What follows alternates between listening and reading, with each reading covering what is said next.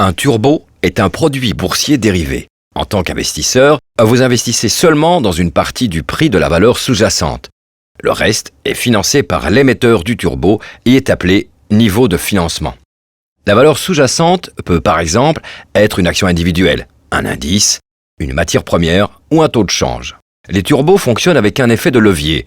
L'effet de levier est le rapport entre le cours de l'action sous-jacente et le prix du turbo. Dans ce cas, si la valeur sous-jacente augmente de 20%, vous profitez pour un turbo d'une augmentation accélérée de 100% de votre capital initial.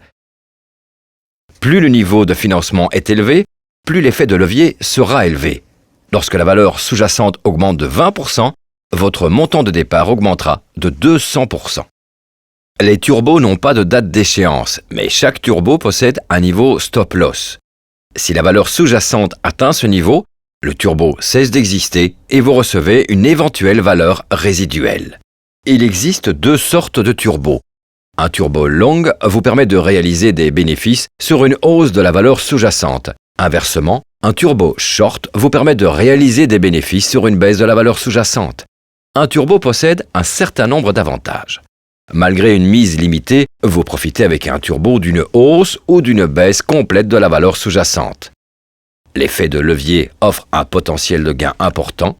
Tout comme les actions, les turbos sont très facilement négociables. Il existe une offre très large de valeurs sous-jacentes, dont des actions individuelles, des indices, des matières premières et des taux de change. Tant que le niveau stop-loss n'est pas atteint, le turbo n'expire pas.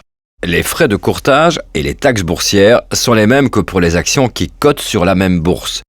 Cependant, l'émetteur du turbo décompte également des frais de financement, mais ceux-ci sont automatiquement calculés dans le cours du turbo. Existe-t-il également des risques?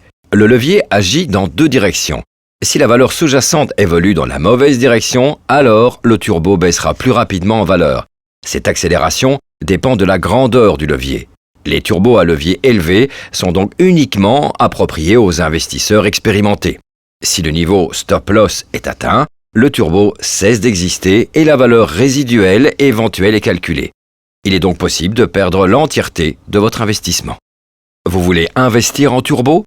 Alors informez-vous d'abord sur leur fonctionnement et les risques qui y sont liés.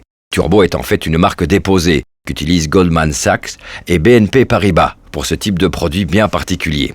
Il existe d'autres institutions qui émettent des produits dérivés similaires. Ainsi, Commerzbank émet des speeders et ING des sprinters.